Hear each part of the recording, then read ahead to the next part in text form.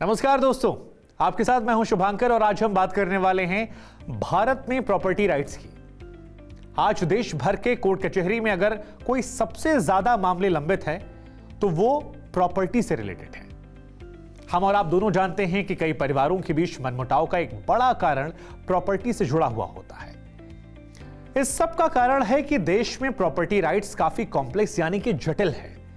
इसलिए अगर आपको प्रॉपर्टी राइट्स के बारे में सही और पुख्ता जानकारी नहीं है तो आपके खुशहाल परिवार में प्रॉपर्टी को लेकर मतभेद उभर सकते हैं और घर की शांति भी भंग हो सकती है।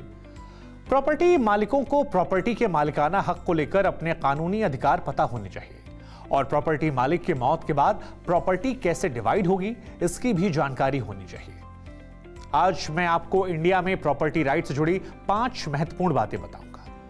सबसे पहले आपको यह जानना बेहद जरूरी है कि सेल्फ एक्वायर्ड प्रॉपर्टी यानी खुद खरीदी गई प्रॉपर्टी और एंसेस्ट्रल प्रॉपर्टी यानी कि पैतृक संपत्ति में अंतर क्या है। अगर आप कोई भी प्रॉपर्टी अपने खुद के पैसे और रिसोर्सेज से खरीदते हैं तो वो आपकी अपनी सेल्फ एक्वायर्ड प्रॉपर्टी है और अगर कोई प्रॉपर्टी आपको आपके पुरखों से विरासत में मिली है तो वो आपकी पैतृक प्रॉपर्टी है। लेकिन एक बात जरूर याद रखिएगा कि जब भी कोई पैतृक संपत्ति का पारिवारिक विभाजन होता है तो परिवार के सदस्यों के लिए वो सेल्फ एक्वायर्ड प्रॉपर्टी बन जाती है। इसी तरह आपके परदादा की सेल्फ एक्वायर्ड प्रॉपर्टी जिसका विभाजन नहीं हुआ हो एक समय के बाद पैतृक संपत्ति बन जाती है।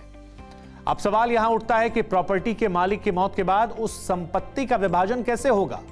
तो सबसे पहले यह जान लीजिए कि पैतृक संपत्ति और खुद खरीदी गई प्रॉपर्टी के विभाजन के नियम कानून जो हैं वो अलग अलग हैं।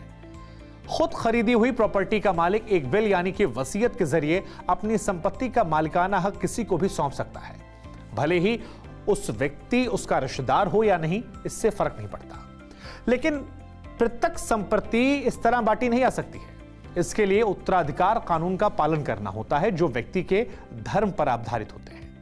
तो अब आपके मन में सवाल उठ रहा होगा कि भाई वो कौन से कानून हैं जो पैतृक संपत्ति के विभाजन पर लागू किए जाते हैं। तो हिंदू, सिख, जैन और बुद्ध धर्म को मानने वाले लोगों के लिए हिंदू सक्सेशन एक्ट 1956 लागू होता है।